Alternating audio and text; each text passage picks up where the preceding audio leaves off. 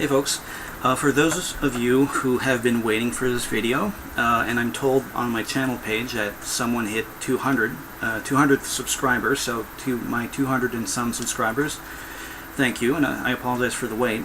The wait was due to me needing a break from this pile of crap that I'm doing. I needed a break.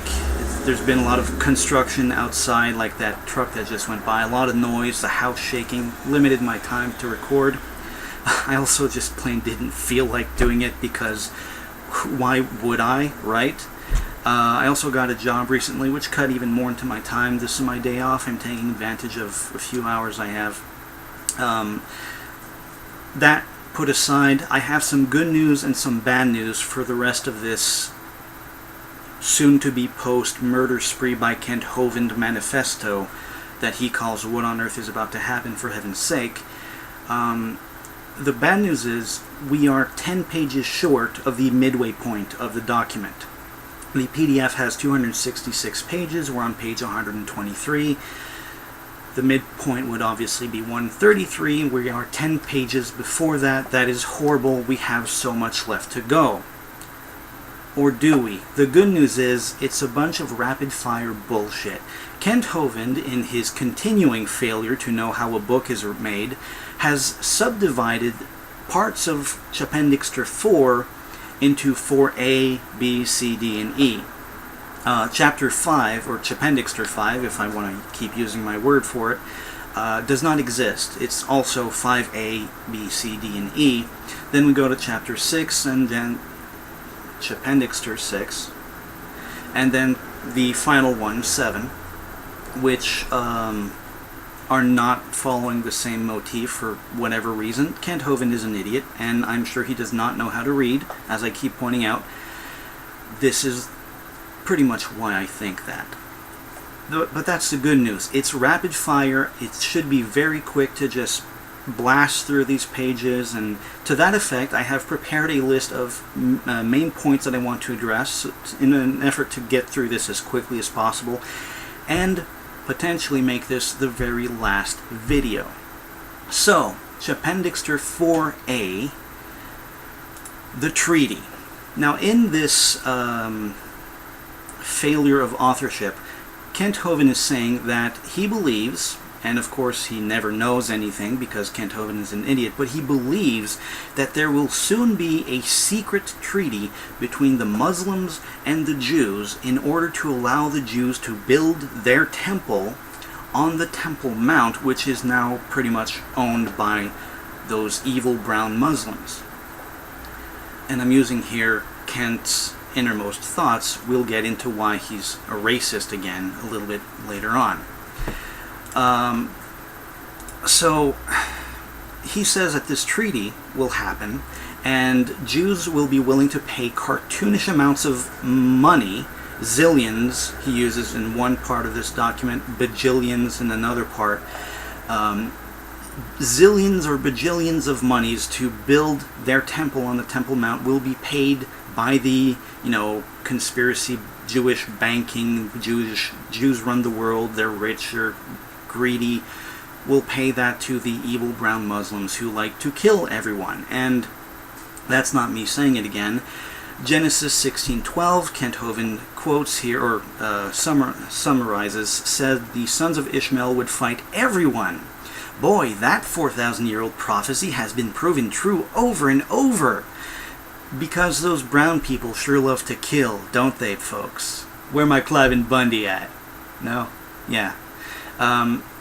If anyone doubts still that Kent Hovind is racist, this manifesto is really the word that I've come to use in the past few weeks for this thing.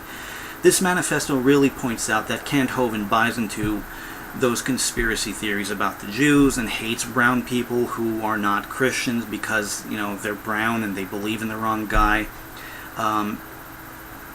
This here is all the proof you need to know that Kent Hovind is an evil-minded son of a bitch. But yeah, this treaty does not exist.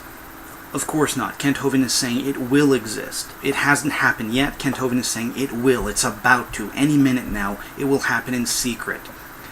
The problem is it's not likely to ever happen. Jews and Muslims want only one thing from each other, and that is for all of them to die. Jews want all the Muslims dead, Muslims want all the Jews dead.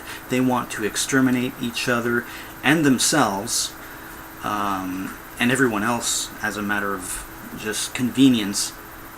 They want everybody dead on the planet of the earth, including, not in this thing, but if you think about it, the Christians who are hard in the pants area for the end of the world. They want everyone to die. All of them. Everyone does. It's not just the sons of Ishmael, the brownies, who love to kill. It's pretty much every human society in human history, and then some.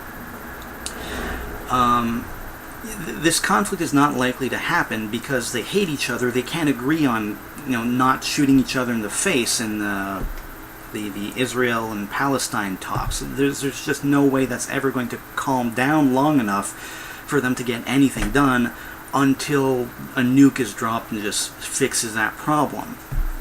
And I say fixes that problem in the quotes, which is how they would see it. The weird thing is, the really stupid thing is, Kent Hovind thinks the conflict will abate long enough for this treaty to be written, and then immediately another conflict will rise up because there has to be conflict because end of the world. So, even in Kent Hovind's hypothetical case where Muslims and Jews stop murdering each other for long enough to actually get something done, of course it's going to spark another conflict. Kent Hovind here may as well be saying that people, human beings, are going to continue breathing for all that this is insightful. Now, the next point I would like to bring up is at page 125 of the PDF, or 118 in the actual book, has a brief history of the Temple Mount and Eastern Gate. Now, these are some things, according to Kent Hovind, to consider. There is currently no Jewish temple and has not been since 70 AD, meaning that all those cases where brown people sure love to kill folks isn't proof of the end of the world, but it is now because there's still no temple, but there will be. Inconsistent much? Second point, the Jews cannot offer sacrifices without a temple. Is that actually accurate? Because the Bible I know contains instructions on how to build a sacrificial altar. And Abraham, when he brought his son to the top of the mountain and made a sacrificial altar, before almost stabbing his son because God is a sociopath in this fictional story, where was the temple then? Just saying. 3, Daniel, quote, 9:27b says the Antichrist will make sacrifices to cease in the midst of the week, whatever the fuck that is supposed to mean. 4, therefore the covenant made in Daniel must involve letting the Jews rebuild their temple. Because if you're just going to make up a hypothetical, impossible treaty, then of course it must have this pointless, stupid clause in it, because Kent Hovind is not sane. 5, the people at the Temple Institute in Jerusalem have been making plans and gathering materials for decades to be ready to rebuild the temple quickly once a place, if secured.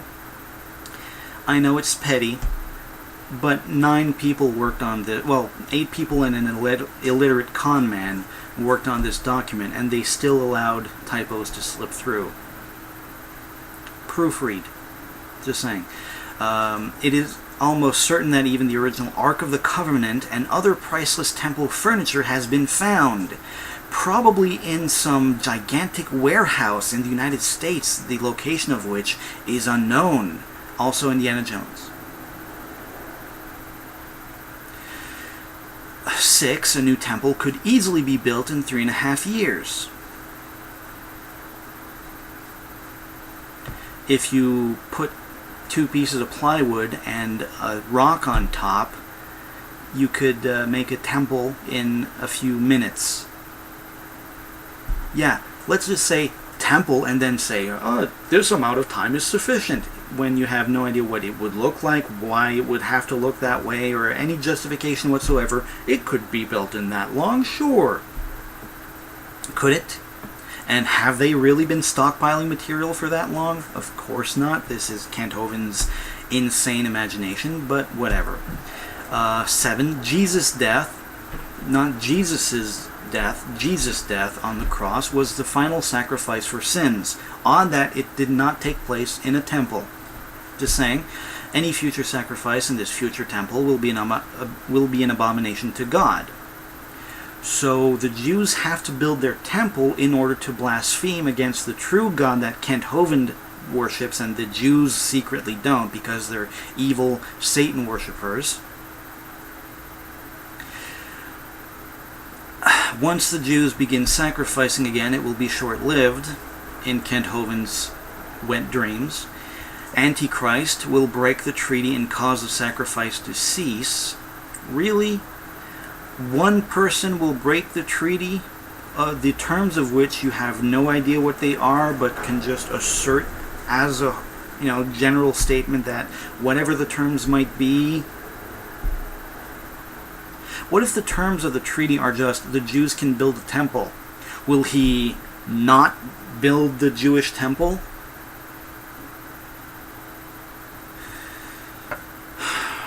The new temple will be desolated for 2,300 days. Is that 7-year weekdays or whatever the fuck you were talking about previously? Or is this just Kent Hovind being a complete stupid asshole? I answered my own question. 8. There seems to be a lot of evidence that the Muslim mosque called the Dome of the Rock is not in the way to build the temple. Kent Hovind, to this effect, uses a poorly photoshopped picture of the Temple Mount and uses another Photoshop part of a picture that someone mocked up of a Jewish temple and just places it in, and look, it fits, it's magical. Yeah, Photoshop is not a valid argument, Kent. 2 and 9. An important point to remember: to understand this, we must study the history of the Eastern Gate. To understand what, Kent? Now, the Eastern Gate, page 126 in the PDF, starts out with the assertion that the Eastern Gate is almost certainly the same gate that Jesus rode the donkey through when he entered the city the week he was crucified. This is the same donkey that Jesus sent his disciples into town to steal for him because of the stupid prophecy saying that the Messiah will enter Jerusalem on the back of a donkey, and also that the Messiah would breathe air because, fuck, no one else rode donkeys back in the day, right? Just saying, as prophecies go, someone will enter the city on the back of a donkey. Kind of weak. Kind of way weak. Kind of non-existently powerful. He may as well just have said that the Messiah will be born of a woman. Oh wait, he did say that. Kent spends the rest of 4A talking about some imaginary flooding of the Jordan Valley and the Dead Sea. That's complete bullshit, so who cares? Let's just move on to 4B. There's a few pictures to the effect that Jordan could be flooded even though it's way above the ocean level, and there's a little bit of a thing, but of course, even if it could flood, it wouldn't, and even if it would, it wouldn't mean anything. Kent Hovind loves to assert that things will happen even though there's no evidence that they will, and he asserts that they have some real significance even though that he has no way of knowing what the significance of these impossible events would be. In the unlikely case they did in fact happen. But why mess with Kent's motif at this juncture? We're only halfway through the book. Almost. 1 page to go. Appendix 4B, and I'm going to stop using Appendixter because I'm tired of it. The first 3.5 years. If the covenant of Daniel 9:27 is done in secret, then just watch for the temple going up. That will be national news. I can see the headlines now. Jews and Muslims get along. Peace on earth at last. Boy, that will be short-lived, because Kent Hovind has a boner for conflict. Also, it's totally a secret when it makes the fucking headlines. Do I need to say anything else about 4b? A few points. Page 133 in the PDF. Why will people fall away from faith? The Bible gives us some of the reasons. People claiming to be Christ and deceiving many. Kind of like Kent Hovind. Wars and rumors of war. Discouraging and killing many. Because, of course, wars and rumors of war are the reason people like myself, atheists, no longer believe in God, right? Wars and rumors of wars has long been used as a justification by religious people that their religion is in fact true, even though there's always been war and always been rumors of war, and the doomsday prophecies based on this reality, this constant in human history, have always been wrong. And also, no one stops believing in God because there's wars and rumors of wars. To be fair, there might be a few people who start thinking, well, if God is good and there's war, doesn't that conflict with God? But it's further investigation that will eventually, potentially lead them away from the faith. C, more of the same, famines, pestilences, and earthquakes. Those who today preach the prosperity gospel, like Kent Hovind, who is rich because he preaches, will have a hard time maintaining their faith when God lets them suffer. On the contrary, we know that because of martyrdom, some people who are suffering actually double down on their faith. We know that problems like famines, pestilences, and earthquakes do drive people into the arms of imaginary magic man to protect them, the security blanket in the sky. Maybe this will cause people to fall away, but it's going to cause just as many, if not more, people to join the faith, or any faith, because people are stupid. Just saying. D, persecution, because those poor Christians are so persecuted by all the people that they make laws to oppress.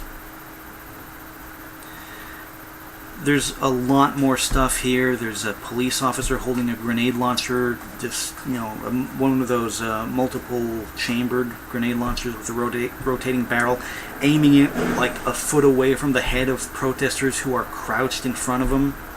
Because, clearly the police officer is a Satan worshiper, and those, whoever they are, whose faces you can't even see, they're all oppressed, persecuted Christians, right?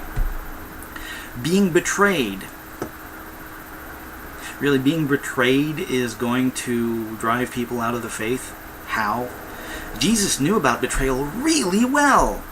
See a bunch of Bible quotes to this effect. I'm sure very few of which are actually relevant to the topic. Kent Hovind loves to just throw Bible quotes at people, knowing that they'll never check them out, and adding even more that are completely irrelevant to make the list look larger. He also adds Paul, who cares, false prophets, F, deceiving many, like Kent Hovind. I wish false prophets, which is to say prophets, drove people away from religion, but the opposite is true. Sin, because of course atheists are atheists because they just want to keep sinning, right, Kent? It's nothing to do with the fact that we understand that your religion is a human construct. We can trace the history back. We can see the inconsistencies between it and reality. We can analyze the claims and the arguments in favor and the complete utter lack of evidence for the claims of the Bible, and come to a rational conclusion that it's bullshit. No, it's because we just want to have sex, Rabbi Zacharias. Because iniquity shall abound, the love of many shall wax cold. Whatever the fuck that has to do with sin, I don't fucking know, but no, Kent. H, the parallel account in Mark adds a detail: the brother shall betray the brother to death, and the father the son, then children shall rise up against their parents and shall cause them to be put to death. You think having your own family threatening to turn you in for reward or for spite, or because they think they do a service to God, will cause some to fall away? Well, gee, Kent, remind me again who said that If any man come to me and hate not his father and mother and wife and children and brethren and his sisters, and his own life also, he cannot be my disciple. Luke 14:26. Remind me, Kent, who said that? All right. It was Jesus, wasn't it? You stupid fuck. The parallel account in Luke covers the first imaginary 3.5 years as well, and adds a detail, fearful sights and great signs shall there be from heaven, because if you're really, really ignorant, as the people 2,000 and some years ago were, lightning was scary, and magic. We're no longer that ignorant. Some few of us know that lightning is not magic. Kent Hovind doesn't. He thinks ice floats in the sky. What if HAARP, High Frequency Active Auroral Research Program technology, is developed to the point where holograms can be projected into this... What? Conspiracy theorist much? This is where Kent is really going just over the edge. How many would be deceived and fall away if a fake Jesus or Buddha or Allah or Muhammad or Virgin Mary spoke to them from the sky like the Wizard of Oz speaking in the smoke, complete with background thunder and smoke? And you know that detectors, sensors are not projectors. I know that there's a few similar letters in there, Kent, but get someone to teach you how to read, and then read what the difference between those two things are. And then for the first time in your miserable, wasted, parasitic life, you'll actually know something. I believe one of the major causes of the falling away, Jay, in the first 3.5 years is going to be the fact that false expectations were not met. There are millions of Christians, especially in America, who believe the Lord will rapture them out before the tribulation or persecution comes. Right, because if you're expecting to be raptured and it doesn't happen right away in this thing that's never going to happen, the rapture, you'll immediately say, oh, the religion was fake, I didn't get raptured, even though, you know, there's demons just poking... Hell, a demon killed my husband earlier with his pitchfork, because pitchforks for some reason. No, there's demons flying around and it's clearly the end of the world. Religion must be fake.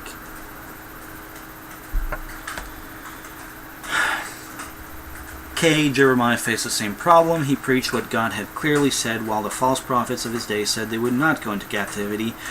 Blah, blah, blah, blah, blah. Who the fuck cares? It's all bullshit anyways, and Jeremiah probably never even existed because it's made up. Come on.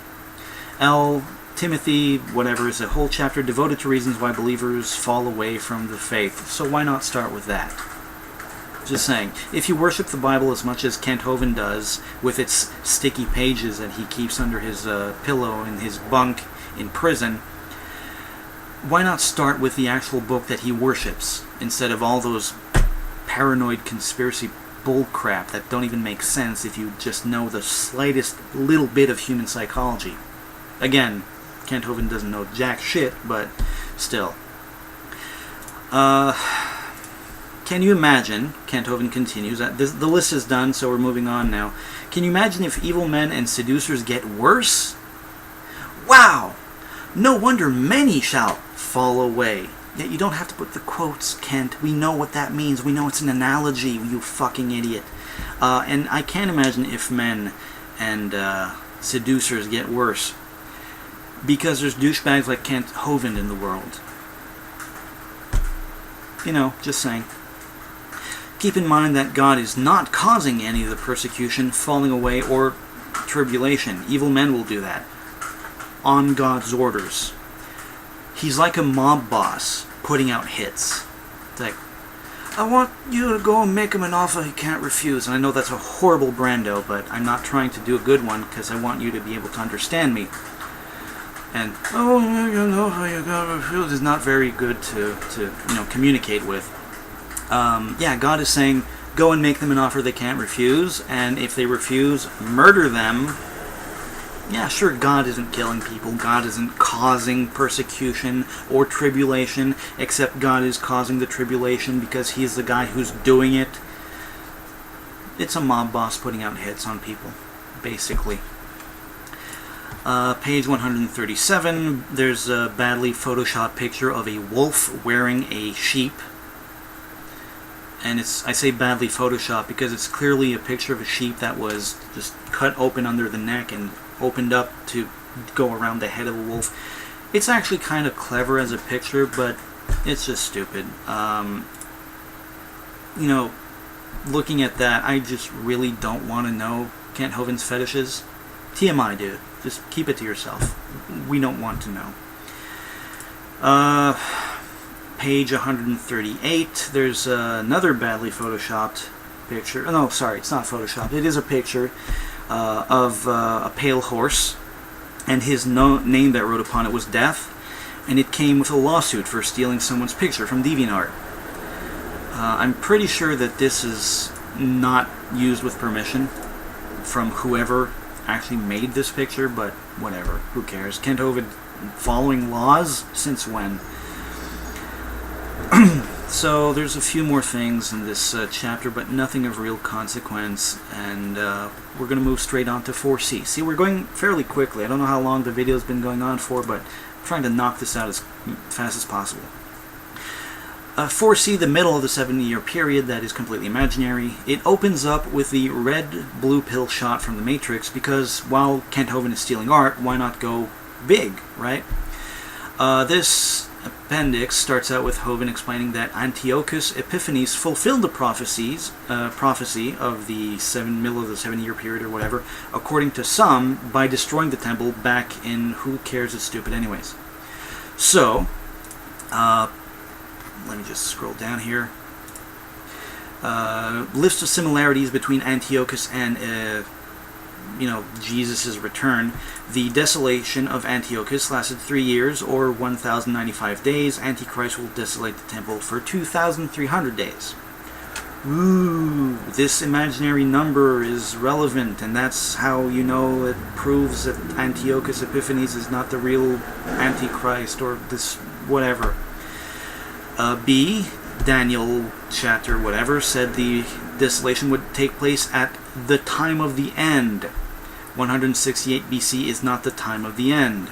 Kent Hovind does not seem to have any problem with saying the time of the end is a few years from now. 4 or 14 years from now, depending on which Kent Hovind you want to believe. Schizophrenic Kent Hovind or paranoid schizophrenic Kent Hovind.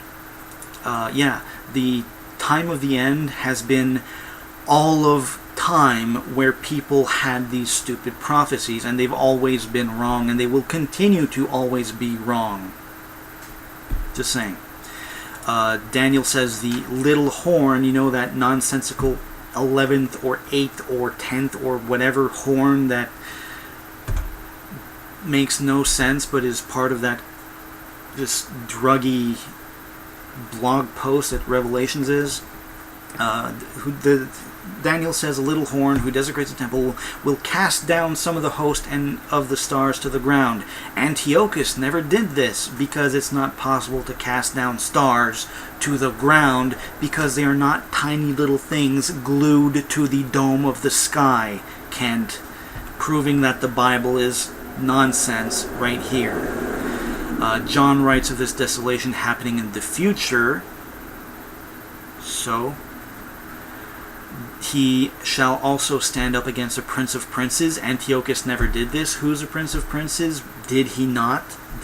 Did people just not report it? Or what did it actually happen? And the secret cabal of evil Christians rewrote the history and destroyed all the evidence so that Antiochus would be forgotten in some demonic...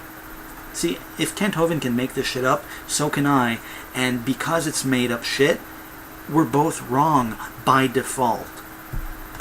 Revelation says, "And I saw the beast and the kings of the earth and their armies gathered together to make war against him that sat on the horse, Jesus, and against his army." Antiochus never did this, and neither did Jesus.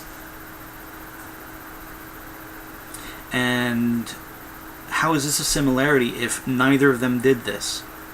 Just saying. He shall be broken without land. Antiochus died a natural death in Babylon. Paul said the Lord himself will destroy that wicked with the brightness of his coming. I'm trying to figure out what the point is in that one. If you do come up with a point, keep it to yourself because you're probably on drugs, because there is no point. It's Kent Hovind. There's never a point, except making Kent Hovind money by selling stupid crap to stupid people. That's the point. Jesus talked about this desolation being yet future. When ye therefore shall see, you know that shall see, that magical incantation that Kent Hovind used repeatedly earlier in a long list of irrelevant Bible quotes. Yeah, 165 BC is not future. Yeah, it was at the time, and they also were wrong, because you're going to be wrong too, and after that, well, this entire pile of crap is going to be worthless. More so. It already is. What else is there? Right. A better explanation for all that stuff that Antiochus Epiphanes is that the prophecies were written to describe after the fact, and the dates seem to confirm that the prophecies were written after Antiochus did those things. John also wrote the prophecies for what Antiochus did in the future after Antiochus existed, so they were describing, if you ask me, and other scholars, actual scholars, I should not call myself a scholar, I'm not one, but if you ask actual scholars, they'll tell you that many of these so-called prophecies on the Bible actually perfectly describe things that happened, such as the destruction of some towns and stuff. It was written after the fact to kind of make it look, more pleasing from a story point of view. It's just better writing, which the Bible desperately needs anyways. Let's see, page 146. We're skipping a couple pages here. Page 146 says Christians will be the next Jews because persecution complex ahoy, but the persecution will come in the form of an economic collapse.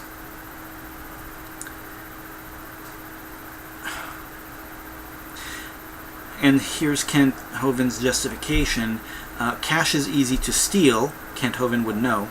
Takes time and personnel to count. He has his whole family doing it, and accountants, and his lawyer. And requires lots of methods to provide security. Armored cars, bank vaults, declaring that all property belongs to God so you don't need to pay taxes for it.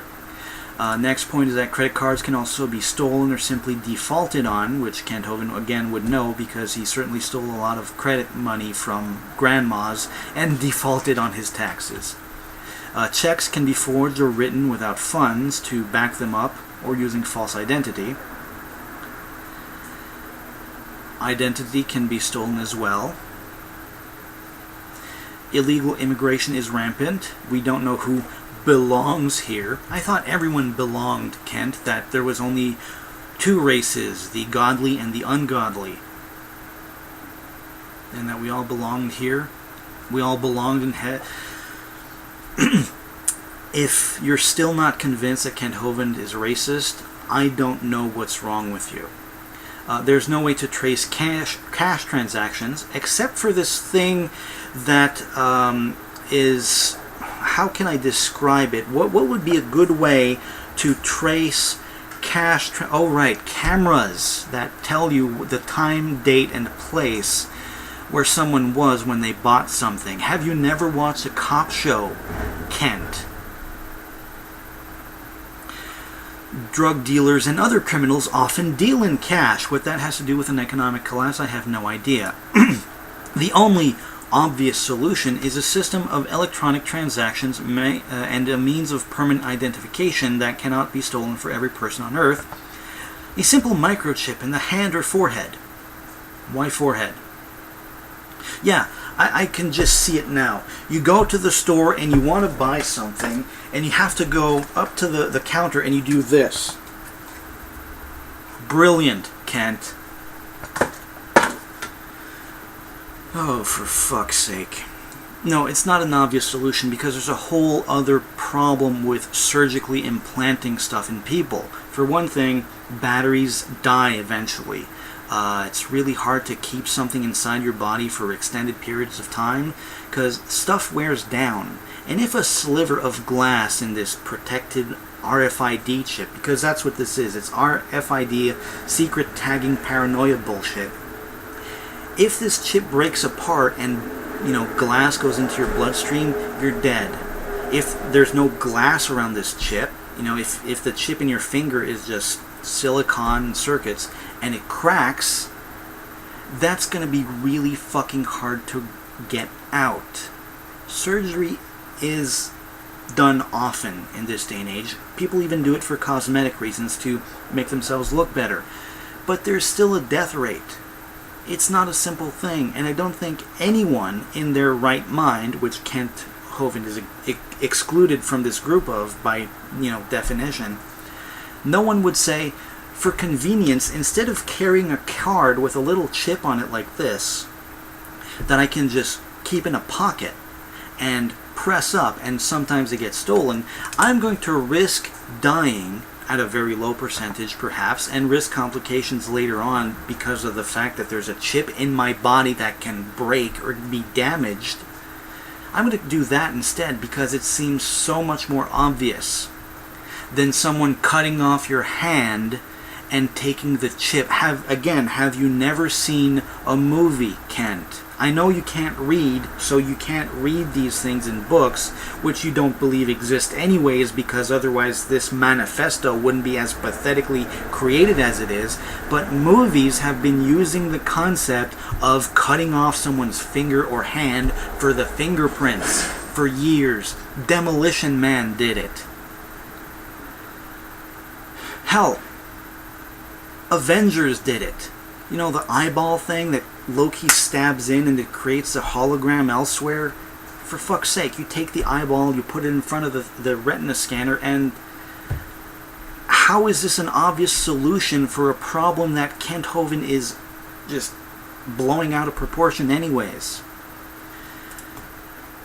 But the important part here, and he's showing some little, pictures from doctors about X-ray cameras and tiny little glass chips that actually look more like a capsule that medication comes in, a transparent one, but still. It will be voluntary at first, and many will volunteer to have a chip implanted in their hand or forehead. After all, it will be considered your civic duty. Really? It's considered your civic duty to have a card like this? No, actually, it's considered convenient to have a card like this that you can just carry around and put into a machine and type a number and have access to all the funds in your bank, which Kent Hovind has a lot of, even though he says none of it belongs to him, the thief. It's not considered your civic duty. It's a matter of convenience. And it might eventually happen one day that, yes, there are chips where you just press something and... But this is so much simpler than surgery. What this is here, what Kent Hovind is embarking on, is essentially Hitler, Revelation, Blasphemy, Hitler, Google Wallet. I wonder if he got permission to use Google's intellectual property later on, by the way. There's a picture of the Google Wallet later on.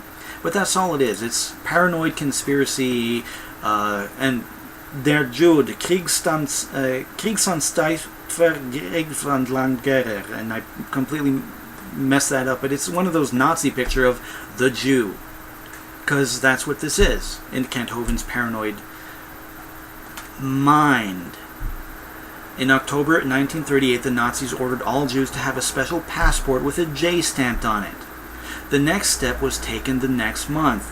November 7, 1938, a 17-year-old German Jew whose father had just been deported to concentration camps shot and killed a German embassy officer in Paris. There it is. If you were questioning my Hitler revelations thing that I was just dismissing this as paranoid crap with, there it is. Page 141 in the actual document, 148 in the PDF. You're free to read it yourself. Moving down to 152. And here's a picture of the Google Wallet that I'm pretty sure Kent Hovind did not get permission for, but he's a Christian. They can do whatever the fuck they want because they have Magic Man on their side. Fucking hypocrite. Have you seen the commercial where everyone is dancing smoothly through the checkout line, buying their food until one idiot wants to pay with cash? It messes up the smooth flow of things for everyone.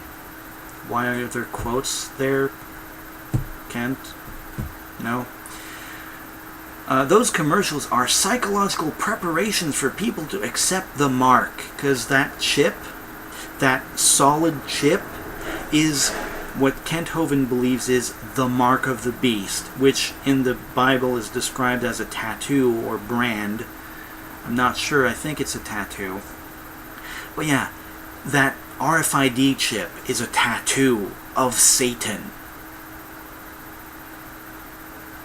That's not even the dumbest thing Kent Hovind says in the rest of this book. Watch for many more to be on TV, because of course TV is the devil.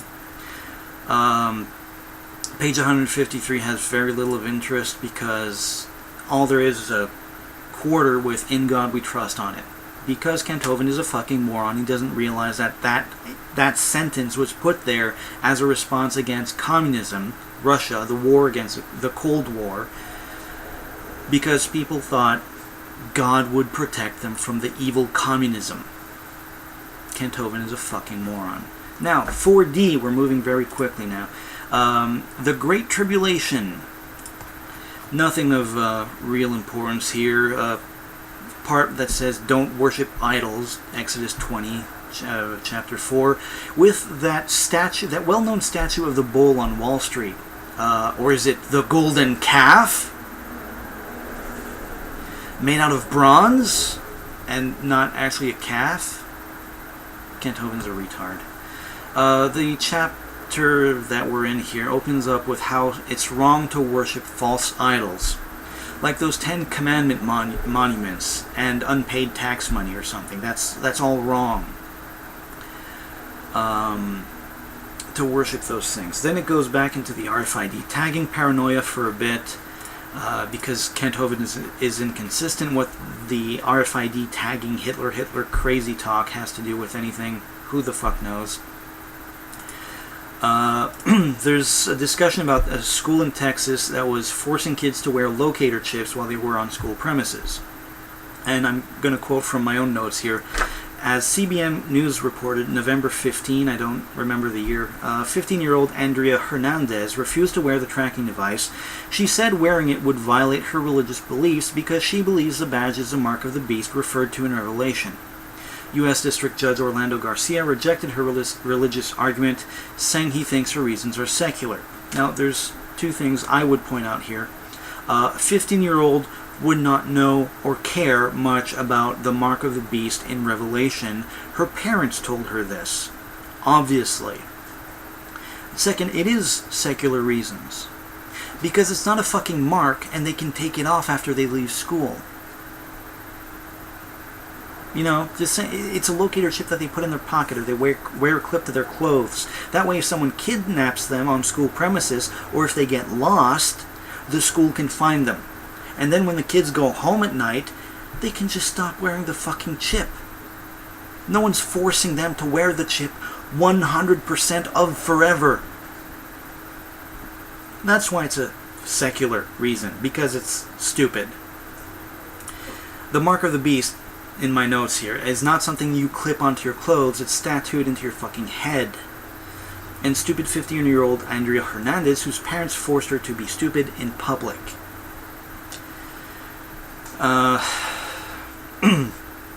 4E, we're skipping the rest of this, it's just completely irrelevant. So that was 4D, just the 1 point, 2 points, golden calf and the RFID paranoid, that really was more deserving of being in the previous part.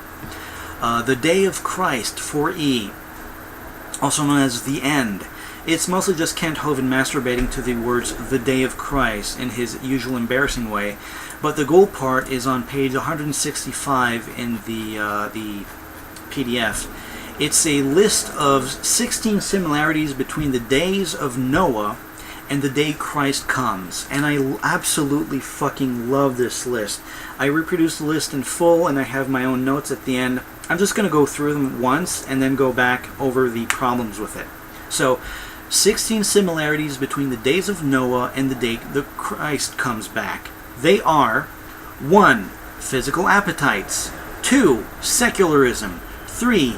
Disregard for marriage. 4. Uniformitarianism. 5. Disobedience. 6. Ungodliness. 7. Unbelief. 8. Blasphemy. 9. Population increase. 10. Hedonism. 11. Technology. 12. Violence. 13. Corruption. 14. Sexual promiscuity. 15. Homosexuality. 16. Organized satanic activity.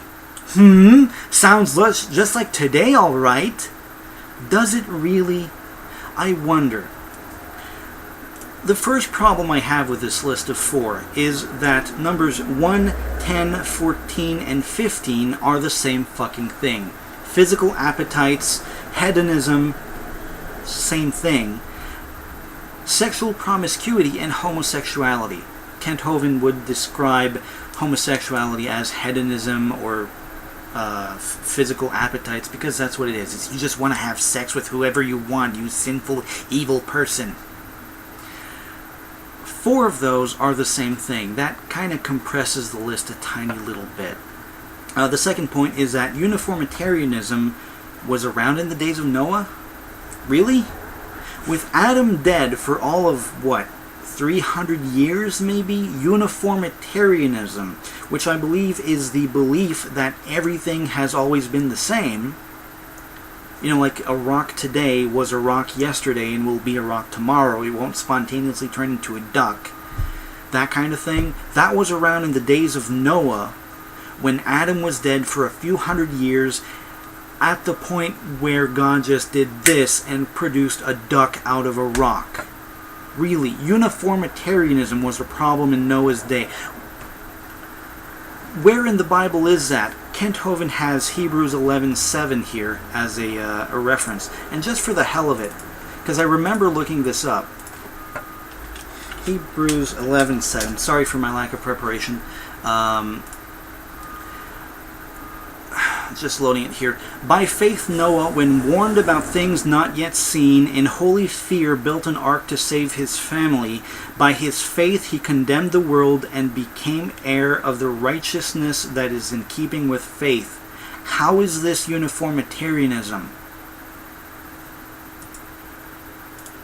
Just saying. That's the second objection. Third objection is ungodliness and unbelief. When God walked around and wrestled with people in the fucking flesh. Really. People didn't believe in God, even though they could have at any point taken a stick, walked up to him while he was wrestling with someone, and whacked God in the ass. Yeah, that seems legitimate. Population increase, the fourth point. Really? You mean like Noah and his 8 friends fucking 24 hours a day to repopulate the planet in 4,000 years? That kind of population increase? When has population not increased, barring, of course, things like the Spanish flu and the Black Plague, that kind of stuff?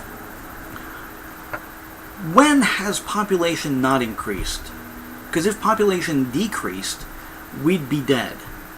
If it didn't go up at some point, we wouldn't be around. You know. Another point. What technology did Noah have? Number 11 in the list is technology. What technology did Noah have? He didn't have power saws. The ark is supposedly built with wooden nails, no iron in it. What technology did fucking Noah have when the height of their storage was clay pottery and perhaps a wax seal? What technology, I asked Kent Hovind, through this camera that magically transmits my image through electronic signals onto the fucking internet? Technology. The last one, organized satanic activity. organized satanic activity. There was a satanic scare back in a few decades ago. I don't remember the exact dates. But that was proven to not be an actual real thing. There has never been a real satanic sacrifice, although what would make it real, who the fuck knows, because every sacrifice of any animal, of anything, is just people jerking themselves off into their own gaping open mouths while staring at some imaginary man in the fucking clouds. The only satanic stuff that was ever found was kids doing pranks because they were fucking stupid kids. That's it. There was never any organized satanic activity. There isn't even any today. Even the what are they called? The Satanists. They have the not Malthusians, but whatever. Lafayette Satanists. Is that the right term? I'm sorry, I'm forgetting. But whatever, those idiots who call themselves Satanists, they don't actually worship Satan. They don't have organized satanic activity, unless you want to say that breathing is organized human activity. It's just some stuff that they do, and because they call themselves satanic, then sure, it might be slightly more organized than not doing something as part of their group. But it's not organized Satan worship. There's no sacrifices, there's no babies being devoured, there's no blood being drank by these people. It doesn't fucking exist. So again, how was that present in the days before Noah? I have the sneaking suspicion here that Kent is going to go to that demons sleeping with women and making half human, half demon, or half angel, fallen angel babies thing, that this is what it's going to count as. But for fuck's sake, 16, which isn't even 16, and none of it was really there in the time of Noah. I mean, disregard for marriage? Secularism was around in the time of Noah? Seriously? Again, God walking around in the fucking flesh? Blasphemy, sure. Corruption. Oh gee. Like stealing taxes, I guess. For fuck's sake. A few pages lower, there's a list of stuff. I don't feel like reading this crap, and it comes down later anyways. Page 170. The order of events on the day of Christ.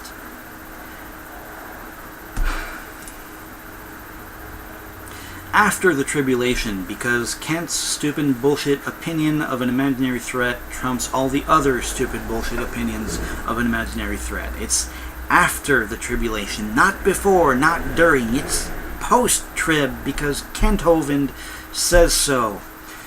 The second event that will happen on the day of Christ is the great earthquake. If it's after the tribulation, then why is it on the day of... Oh, the day of Christ will happen after the tribulation. Okay, my mistake. There's so much stupid here that it's really just painful. And I think my neighbor is smoking pot again, because I can smell it from here all the way into my bedroom with the living room and the tiny open window with a fan aimed outside. For fuck's sake, it stinks. There's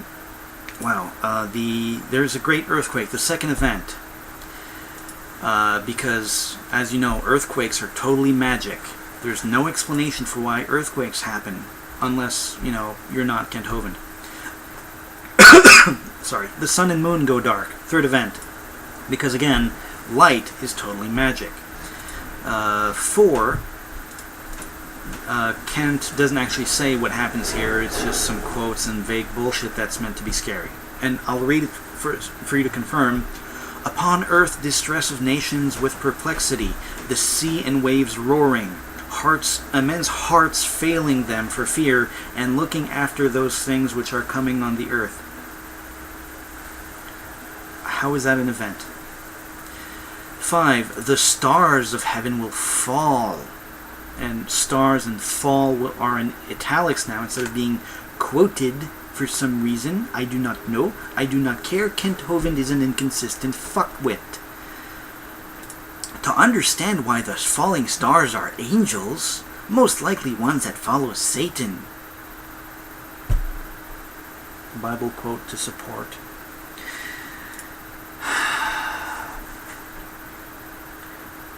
Kent Hovind is a moron. 6, God's perfect powers, the powers in heaven, are shaken. What that means, who the fuck knows, because it's all stupid. 7, there's a shout and the voice of the archangel. There's a shout. That's the event. The next event, there's a trumpet. And by the way, there's a shout has a gigantic paragraph attached to it. And that's completely irrelevant to anything. It's just Kent Hovind being an idiot.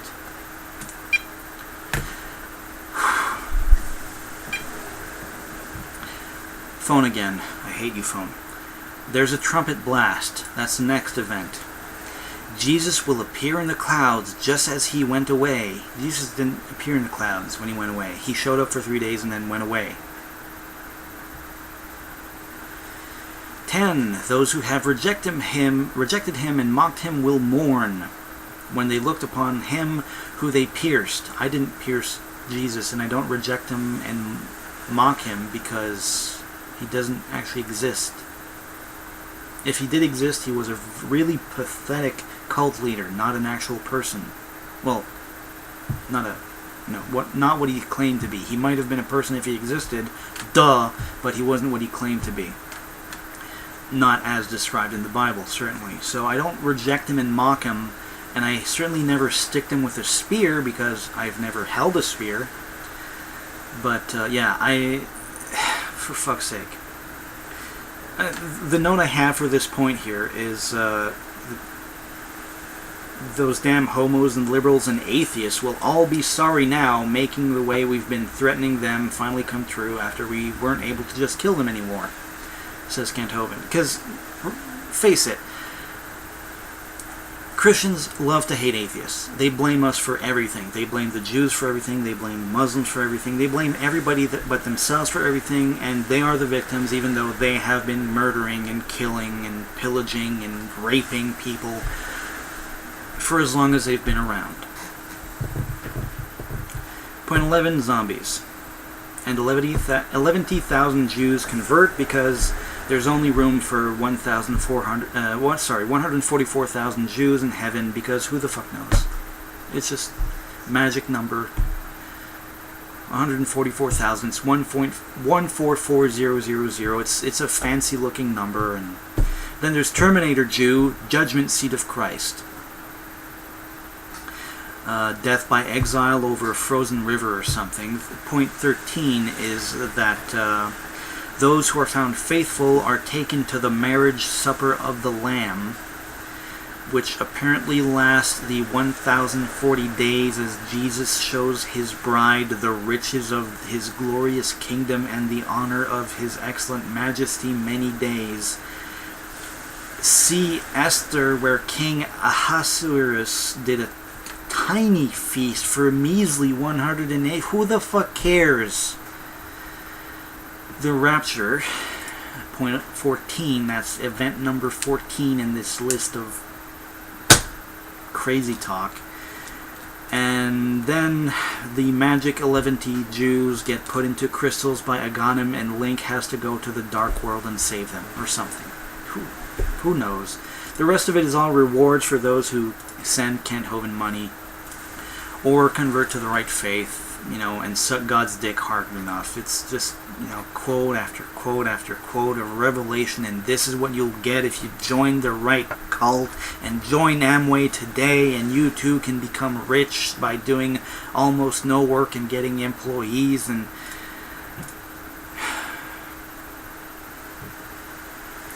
just a boring list of Bible passages, not all of which are relevant, by the way, because Kent Hovind's a dickhead, and I'm quoting one of the passages in his list. These are the rewards that converts and people who are part of the right faith will get. Remember, this is a reward. And whatsoever you do, do it heartily as to the Lord and not unto men, with it in italics, because Kent Hovind believes in heartily defrauding taxes as to the Lord and not unto men.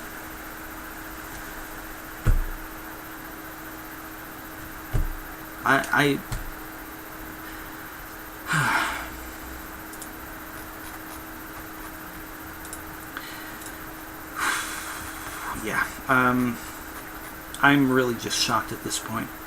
Now there's a picture of a dentist. Don't take your kids to the dentist and say, this is going to be fun. It won't hurt at all. Don't lie to him. Tell him the facts and he can get ready, says Kent Hovind, who lies to children for a living. This is really the most shameless piece of hypocrisy from Kent Hovind, out of the many shameless pieces of hypocrisy from Kent Hovind in the book so far. It is just horrible at this point. It's just, he deserves to be slapped in the face. Someone go to jail and slap Kent Hovind in the face. Seriously, it's just, don't lie to kids. Kent Hovind does nothing but lie to kids. This is a book written for 4th graders, and it's filled with lies aimed at children. This part of my forehead here is just throbbing with the pain of the anger I'm holding on to right now at Kent Hovind's bullshit. So I'm moving on to page 186, where there is a picture of some megachurch evangelist Kent Hovind is clearly jealous of, because that guy, not Kent Hovind, gets all the bitches. We're finally out of 4, and I was wrong earlier. There is actually a chapter 5, appendix 5, and then we go into the part A. This is 5, the day of the Lord. And the stupid starts out strong, so just starting at the beginning, caution! The day of the Lord, which is discussed in hundreds of verses, is not the same as the day of Christ, covered in appendix 4E, the day of Christ. Really? The day of the Lord is not the day of the Christ? Please, Kent Hovind, tell your illiterate, stupid, fucking dumbass audience more about how these words function. Go to an online Bible and search for Day of the Lord, and then search for that day. Since nearly all of those references, who the fuck cares? So I'm skipping all the way to page 188. I wouldn't be dogmatic, but it looks like God may be working on a 7,000-year calendar for Earth. 6,000 years of man messing things up, and 1,000 years of rest. Because there's the words 1,000 years. But, beloved, be not ignorant of this one thing, that one day is with the Lord as 1,000 years, and 1,000 years is one day. For 1,000 years in thy sight are but as yesterday when it is past, and as a watch in the night. That God is working on a 7,000-year calendar thing, that's not what this psalm says. It's not even close. It doesn't say anything even related to what Kent is not being dogmatic about. Kent Hovind has no fucking clue. The reason he gets to this is because there's a contradiction in the Bible. And he says, there's no contradiction. The day of the Lord has 2 contradictory elements at the same time. So there is a contradiction, but this is just more post hoc bullshit from an apologist. And skipping directly to 5a, because there's really nothing of value in that entire thing. And my notes here start out with where to begin. The sealing of the 144,000 Jews. Why do I keep reading that number wrong? 144,000 Jews, the sealing of... I wasn't joking about those crystal things from, The Legend of Zelda earlier, because, wow, how crazy. Page 191 opens up with the opening of the 7 seals, which only 6 seals are open, to wit. The opening of the first seal brings false peace and a combining of kingdoms. The second seal brings worldwide unrest and wars. So false peace and then wars. The third seal brings worldwide famine. The fourth seal brings death by sword, famine, disease, and animals. So famine and then famine. Sure. The fifth seal has God's faithful servants who were slain, crying out for vengeance. Again, zombies. They are given white robes and told they must wait for the rest of their brethren. Wait till the rest of their brethren are killed like they were.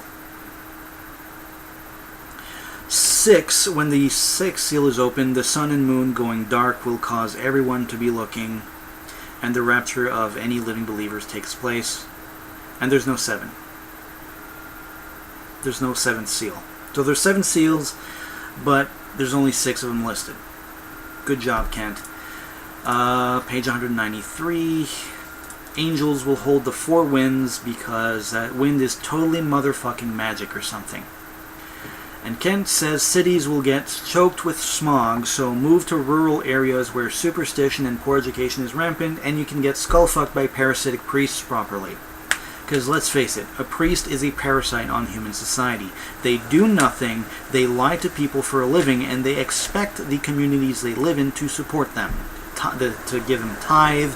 Some priests even have these women who come in and just make them something to eat and clean up the place for them, because priests are parasites. They are leeches. They are ticks. They attach themselves to society and draw blood, bloating themselves up and injecting disease, religion, into the hosts. Wind is not something you can hold, by the way. You know, I don't care how angels work, you can't hold the tail of wind and stop it from blowing. It's not how it works. Without wind on the seas, the waves cease. The moon actually causes some waves. Tides, certainly, but the tidal movements will cause some waves to happen. I'm not a physicist, I'm not a marine expert, but you don't necessarily need wind to create tides, just the planet moving, which it does, which Kent does not believe. To wit, Thailand a few years ago, you know that tsunami that wiped out a large portion of it after the earthquake? Just saying. Without wind on the seas, the waves cease and the oxygen content of the water will drop, causing great problems for the fish. No. The fish will die. That's not a great problem. That's the ultimate problem. Weather patterns will be disrupted. Yes, if your imaginary magic people held the magic tails of the non-tail-having winds, then yes, weather patterns would be disrupted. This great calm will be like waiting for the judge to render a verdict. Quiet in court, God is working here. Working by exterminating every living thing on the planet by magically stopping winds which cannot be held, as I said, because they're air currents. Kent is a fucking retard. Also, Kent Hovind probably still feels bitter about that judge in the courtroom that sent him to jail. Do a search for the phrase may know and shall know for a treat. God often sent judgment that they may know. It's all to get people to believe and be saved. So is Kent's God, because he's pretty bad at his goddamn job.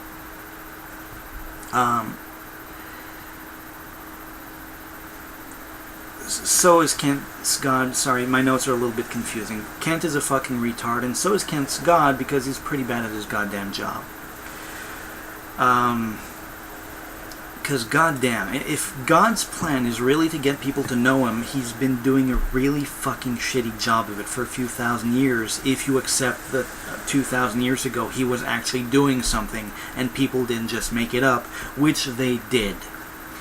Page 195 has a picture of Anderson Cooper with a photoshopped developing story, witnesses resurrected on CNN, which I'm pretty sure Anderson Cooper did not give his permission, because Kent Hovind is a fucking asshole. And, you know, Kent wanted to, while he was in jail, Jesus is coming back, Jesus is coming back, Fucking... I hope that doesn't become a GIF. Please, please don't turn it into a GIF. I know asking is probably going to cause it, but... Wow. 5b, the time of God's wrath. The same info box I skipped earlier, the thing I said I didn't want to do and I would skip to later, here it is. More imaginary impossible Jordan Valley flooding, skipping to page 203 if you're following along, if I can get there eventually. Alright, the only thing of value on this page is there's a very long quote of the Battle of Armageddon from Zechariah in chapter 14. And one of the verses reads thusly, "And this shall be the plague wherewith the Lord will smite all the people that have fought against Jerusalem. Their flesh shall consume away while they stand upon their feet, and their eyes shall consume away in their holes, and their tongues shall consume away in their mouth. And it shall come to pass," blah, blah, blah. There's a little thought bubble extending from that passage. Is this a prophecy about nuclear weapons? They would do this. No, Kent. It's a prophecy about a plague from people who knew leprosy existed. You know leprosy, where your body just basically rots on top of you and pieces fall off, and your flesh consumes away while you stand upon your feet? That kind of thing.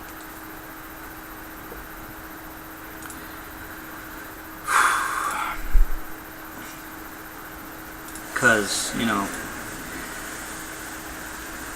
there's that bit in this passage. I don't know if Kent Hovind picked up on it, but there's a bit in this passage that says plague, and another bit where it says plague. There's a few bits where it says plague, not fire, plague. And leprosy is a plague. It's a disease. Just saying. All those other bits say that it's a plague. That's the plague part. That's the prophecy part. Not nuclear fucking weapons, which these assholes would not have known existed. Oh, but they had divine... Shut the fuck up, it says plague, and there was leprosy. Shut the fuck up. Page 204. One of the first things Jesus does after touching down is begin fighting the Antichrist. Is that before or after he blasts the trumpet and appears in the clouds and shows up on CNN as their main news story, with various idiots asking if it means they'll finally find that missing airplane on CNN? Just checking. What exactly is the order of event? He starts out and he blasts the trumpet, and he also begins fighting the Antichrist, and he also appears in the clouds. 205, picture of Muslims protesting because scary, there's brown people saying stop Israel. Followed by Hovind getting penis envy at big amounts of money.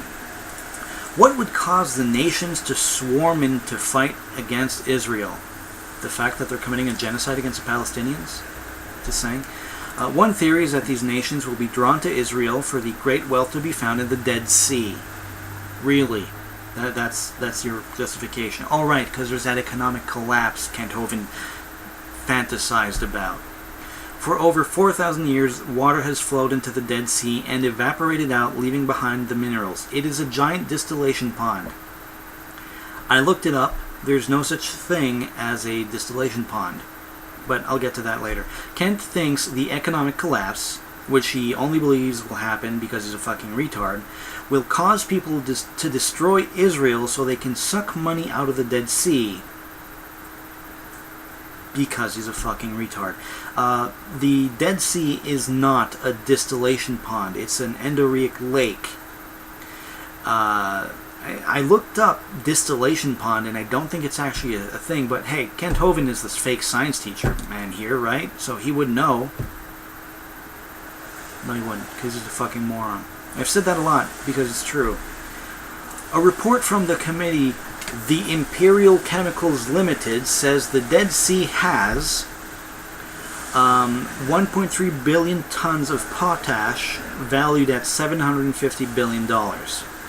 853 million tons of bromide, valued at $47.5 million. 11.9 billion tons of salt, valued at $47.5 thousand. 750 billion and 47,000, because that's totally just as important. 81 million tons of gypsum, valued at 1.2 million. 22 billion tons of magnesium chloride, valued at 825 billion. There are scores of other minerals as well. In 1971, the Jews published a book saying they were using a very simple method, a very simple and inexpensive method, to extract 6 different minerals, including gold, platinum, rhodium, and vanadium, worth in 1971 1.7 trillion, which is insignificant compared to the economy of the world, but the Imperial Chemicals Limited Committee, there's no such thing. I looked it up. There is no the Imperial Chemicals Limited. So this entire thing is made up out of whole cloth. He also goes on to say that various sects of Jews... Kent Hovind didn't say this. I looked it up just for fun, the Dead Sea and all this stuff. Very interesting point to bring up. The various sects of Jews settled in caves overlooking the Dead Sea because they thought the Dead Sea was magic, like Kent Hovind does. The best known of these are the Essenes of Qumran, who left an extensive library known as the Dead Sea Scrolls. The town of Ein Gedi, mentioned many times in the Mishnah, I don't know what that is, produced persimmon for the temple's fragrance and for export using a secret recipe. Sodomite salt was an essential mineral for the temple's holy incense, but was said to be dangerous for home use and could cause blindness. Sodomite salt. Religious people are fucking weird. That's just for my own amusement, because at this point, I'm sure you can tell how just fuck off I feel towards this manifesto. I needed comedy, and I knew I would when I wrote this. Page 206. Nearly all Bible scholars agree that these are the ancient names for what is now Russia and allies, because there's a part of the Bible that says the hooks in the jaws that draws Russia down to help attack Israel in this hypothetical fantasy doomsday scenario. Son of man, set thy face against Gog, the land of Magog, the chief prince of Meshech and Tubal, and prophesy against him. Nearly all Bible scholars agree that these are the ancient names of what is now Russia and allies. Really? Quote, Gog and Magog are Russia. Kent is up to date on his bullshit again. During the Cold War, the idea, first advanced by Wilhelm Gesenius in the mid-1800s, that Russia itself had the role of Gog gained popularity, since Ezekiel's words describing him as the Prince of Meshech, Rosh Meshech in Hebrew, sounded suspiciously like Russia and Moscow. This interpretation has been taken up by several Christian authors and preachers since then, such as Hal Lindsey's The Late Great Planet Earth, Grant R. Jeffries' Armageddon, Appointment with Destiny, M. R. DeHaan's The Signs of the Times, Tim LaHaye's Are We Living in the End Times? So, nearly all Bible scholars means no historians, and also promoted by Governor Ronald Reagan. Governor, before he was president. To make a point, Bush thought it meant something to do with Iraq. Gog and Magog seemed to mean whatever people at the time wanted to mean, and to borrow a phrase from Kent Hovind, fucking asshole. Yeah, historically Gog and Magog has been used to mean whatever enemy is being fought at the time, pretty much. Like I said, Bush thought it was Iraq, Reagan thought it was Russia, and if you go back in time, it's going to be some other enemy, because it's just a story. It's a fucking stupid bullshit fairy tale invented by people who wanted to make themselves feel special. That's all it is. Moving on. Page 207 has Hovind saying, God knows what you're thinking. Santa Claus joke. So much for free will joke. So much for going against God, he must be inept joke. I'm moving on. The rest is Hovind saying a few more people would convert when bad stuff happens to them. Who cares? It's not important, it might be true, and even if it is, it doesn't prove God, because people turn to conclusions for bad reasons all the time. For instance, people like Kent Hovind declare that they don't need to pay taxes because everything belongs to God. Even though render unto Caesar. No, just saying. 5D, The Blessed Time of God's Kingdom, is self-loathing by Kent Hovind. You can never lose being saved because you don't deserve it anyways, is something he implies in the actual thing. There's a bunch of Bible quotes with the magic words, that day, although once again they're not all relevant to anything. It's just more Kent Hovind jerking off. And it shall be at that day, saith the Lord, that thou shalt call me Ishi, and shalt call me no more Bali.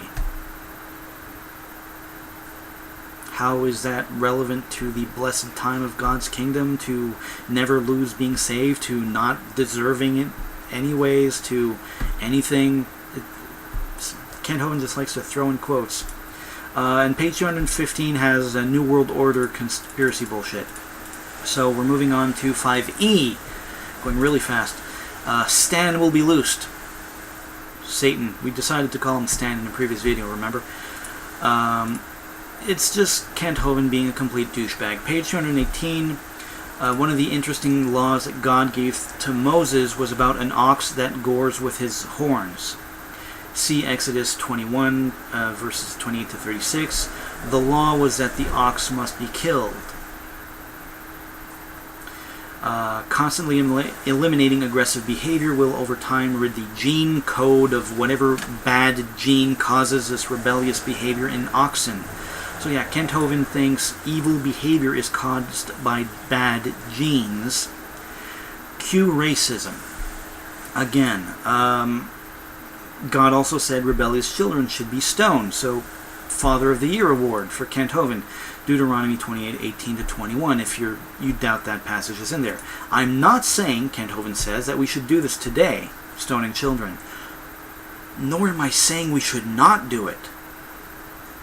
Parent of the Year, if you thought that was just a gratuitous insult, it wasn't. But if that was done, it would not take long to rid the gene code of whatever is causing rebellion, if it is genetic. Kent Hovind adds, if rebellion is genetic, then getting rid of genetic evilness would... Then what the fuck is the point? If it's not genetic, then stoning children or killing the aggressive oxen would not do jack fucking shit. And anyway, rebellion is not genetic.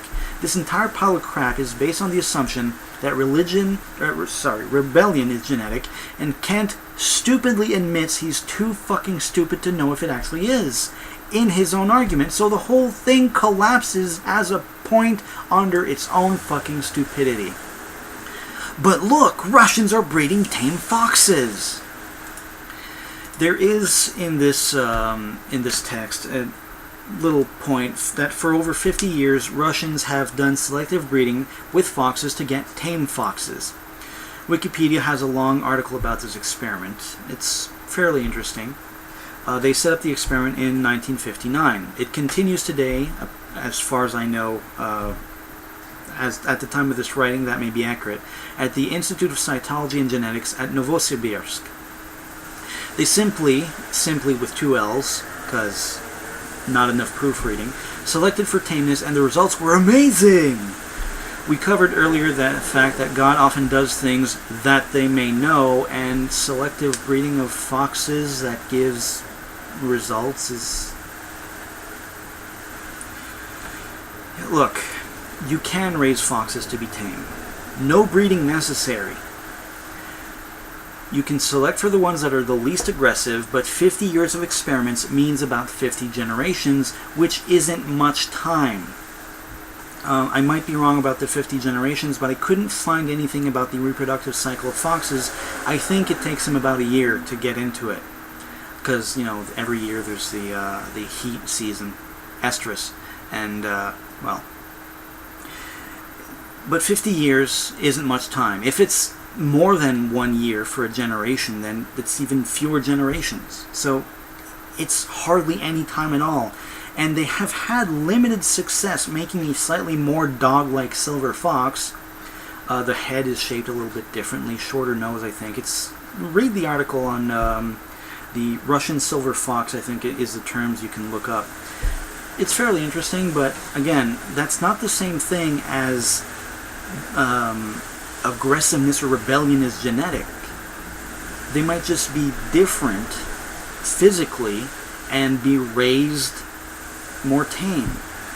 But of course, Kent Hovind here has the intelligence of a fourth grader and is illiterate, so what the fuck would he know about anything? Also, as I said before, Kent Hovind wants children to be stoned. Jail is too good for him, although I do agree that his son Eric needs a couple of rocks to the head to complement the rocks in his head. Chapter 6.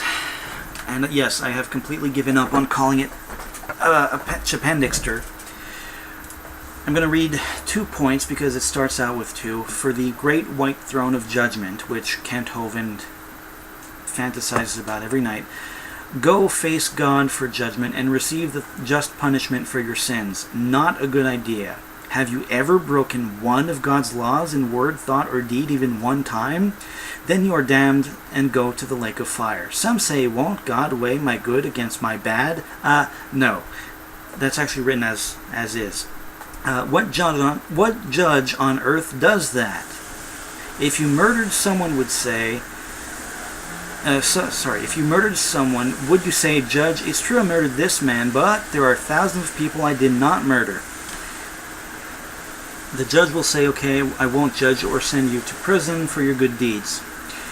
Recently, in the news here, a Haitian man punished his daughter for talking back by slapping her once across the face, then back the other way, flipping her around and slapping her on the ass. At which point she fell over, dead. Do you know how much time the guy got in jail? 3 months. Part-time, 2 days a week. He has to show up for the jail and stay. Why? Because it was an accidental death, it was part of his culture, and he had no history of violent behavior. What judge would do that? I think a really stupid one, but it does happen, Kent, so double fuck you. The reason why is because they felt that his sentencing would send a message to the Haitian community to not beat their fucking kids because that's wrong. It can serve a better purpose to not punish people sometimes, or punish them less than completely forever at all time. 2, find a substitute who never sinned to take your place. How is this moral? You know, those are the 2 different options for judgment. You can either go face God, or you can get someone else to take the blame for you. But that's a false dichotomy anyway, isn't it? False dichotomies are either false, true, or irrelevant. See what I did there? False dichotomy, bring up a trichotomy, you know, because there's another option. Don't be an asshole God. You know, there's a third option. It's not one or the 2. It's not go to hell forever yourself because there's no way you deserve anything else because God is fucked up, you know, because God is completely incompetent, let's face it. Or get the incompetent God to invent a loophole by sacrificing someone else. Or just don't be an incompetent douchebag God. Or any other number of answers that could be better solutions that even we imperfect, incomplete, mere mortals could come up with in 5 fucking seconds. Kent Hovind. Wow, this goes on and on and on. And page 224, this is the day the great whore is judged.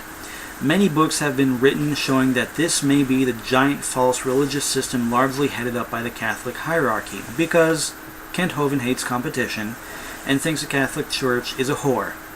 Big fucking surprise there.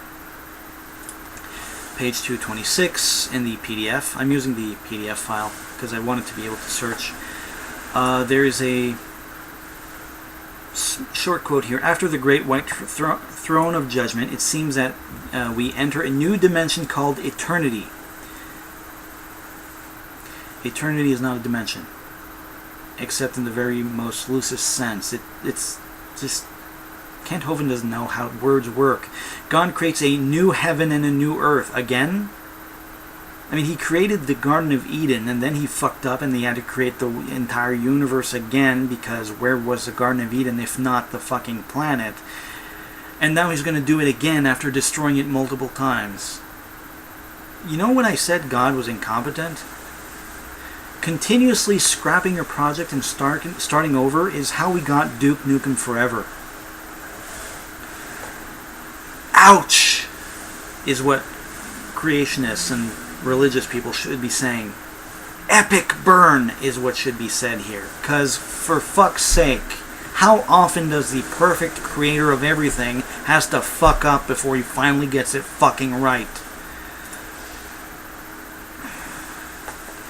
I've never been able to fit that concept of it, the dimension of eternity and the new heaven and new earth into my number 3 brain. So for me to explain heaven or eternity would be like one blind man trying to explain colors to another blind man. That is an exercise in futility.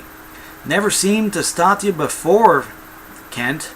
I mean, what else do you do apart from exercise in futility? 3 pound sign brain? It's one of those squares like on the phone. Number 3 brain? Size 3 brain? Your magical, spiritual third brain? Shittily edited book problems despite a team of fucking idiots to help you out? What the fuck is this 3 pound sign, Kent? Your 3 number brain. The fuck does that even mean? And page 226 has a short list of what on earth are you waiting for heaven's sake? Okay, to summarize, tell him what you told him, because Kent leaves his own working notes in his own book for... manifesto, for whatever fucking stupid reason. To summarize, 1. God made the world. Appendix 1. Yes, he's referring to his own fucking book pages after he already laid all this out, because Kent Hovind can never finish talking about what he's going to fucking talk about. 2. He destroyed it with a flood. Again, never happened. But I'm going to skip his list and use mine. List. 1. God invents a world, fails at his job miserably. 2. Destroys it because all-powerful perfect beings throw tantrums like a bitch. 3. Prophets, because those are real. 4.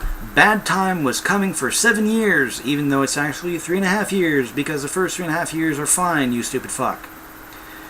5. He would rule the earth with a rod of iron for 1,000 years, starting with 1,040 days of subduing everybody and everything. The fuck are they doing in Kent's prison exactly? Beating rocks with whips to get their rocks off? Subduing everything? Spanking trees and squirrels? Isn't that an abomination or something? Just, 6. He gave us lots of warning about a coming judgment. Appendix 6. So, what should we do in light of all of this? Ever hear about the boy who cried wolf, Kent? Probably not. That's from one of those satanic non-Bible books. So, already done with chapter 6. We're now on 7. What should we do? Now, the very quick answer here is give Kent Hovind all your money because he's a parasite. But Kent Hovind here lists the 8 pieces of advices. He doesn't actually write advices often. From Peter in the Bible. Peter's advice number 1. 1. No kidding. He puts number 1, column 1, column, don't be ignorant. Study! That kind of just destroys itself, doesn't it? Don't be ignorant. Right. The second piece of advice is... Yes, there's 2 or 3 pages worth of material, and one of them is just, a guy praying in the picture of a helicopter, and Kent Hovind just trawling Google Images for images that he can pad his book with. Peter's advice number 2. No column 2 column this time. It's just Peter's advice number 2. Come to repentance. Kent Hovind's inconsistent, I guess, with his titles of everything, but we already knew that. Advice number 3. It's all gonna burn. How the fuck is that advice? I'm just, wondering. Advice number 4. Look for the new heaven and new earth. How? They don't fucking exist yet because you just got done saying God would invent them afterwards, you fucking moron. Peter's advice number 5. Be diligent in peace. Meaning, kill all those filthy Muslims and faggots like a good Christian. Right, Kent? You racist fuck. Number 6. Beware lest ye fall. Again, how the fuck is that advice? 7. Grow in grace. Go to jail for tax fraud and lie to children to make mad bank, yo. And Peter's advice number 6. ABSGD. Always be sucking God's dick. It's actually glorify God, but I like my version better. And then there's a bunch of Jesus advice for saints, which they don't fucking exist yet and would know anyways, because even without Kent Hovind saying so, they wouldn't be the fucking retards buying this book, because they would be the fucking saints. Picture in page 241, Kent Hovind becomes the manipulative bastard that he is, and he shows a picture of a starving African child. Sinking to a new low, quote, God already has allowed millions to suffer and die horrible deaths in the past. What if you are called on to starve to death for the Lord because you refuse to take the mark and can no longer buy or sell? Yeah, that's the reason African kids are starving. Because they don't buy or sell things, because they don't want to participate in the economy at God's request. Right. You sick fuck. Many other Bible characters faced trials and tribulations and even painful deaths. Really? Really? These African children, they're the same as those imaginary people who didn't actually fucking exist and did a hell of a lot of, well, trials and tribulations and painful deaths unto others? Read their stories and ask God how He wants you to respond when it is your turn. Really? Did God ask these kids if they wanted to starve to death? It seems that the instructions may be different for different believers. He may instruct some to go hide thyself, and others to stand fast and die for their faith, do what God says. No, Kent, go fuck yourself. If assholes like you stopped bilking grandmothers out of their welfare money to pay for your 12 homes and actually did something good in the fucking world for once, which you never fucking have, by the way, then maybe you could realize your God is imaginary, evil, and fucking actually improve fucking phone. Improve things so people don't have to suffer anymore. Because it would be easy to fix the problems of the world if only we didn't have dead weight like religion holding us back. Book burnings, witch burnings, crusades, inquisitions, holocausts, suicide bombings, regressive laws, slavery, bans on scientific progress, lying to goddamn kids. That is the sum total contribution of religion to humanity. Death. The chapter ends with God's advice to people, but it's more worship me or else dick waving. So here's my advice. You want to be a good person? Be a bad Christian.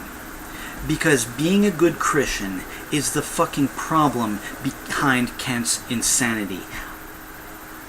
And that's my final word on this. If you want to be a good person, take the fucking Bible. Where is it? Where's my Bible? It's back on top of the dresser. You want to be a good person, take that fucking book and use it for toilet paper. Roll it up to smoke pot with, if you feel like it, for all I give a fuck. Because if you obey the laws in the Bible, as Kent is issuing here, you will look at those starving kids in Africa, and instead of saying, we have to do something, you'll think to yourself, good for them. Like motherfucking Teresa did. Someone needs my help, so I'm going to cut this a little bit short.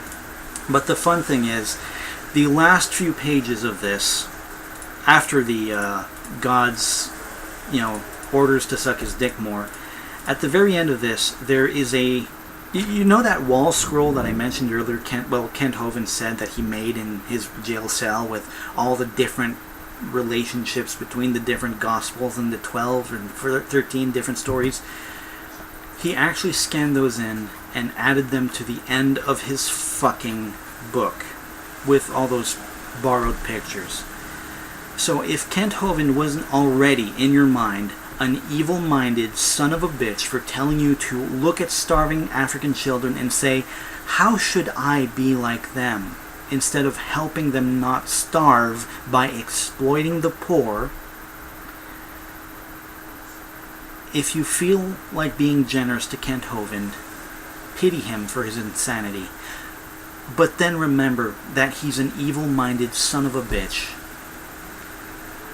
who calls himself a doctor to lie to kids, to look at the pictures of starving Africans and say, what good Christians they are for starving to death in agony, to steal money, to lie, to misrepresent science, to try to drag all of human society back into the fucking cave where we crawled out of tooth and nail to improve our lives.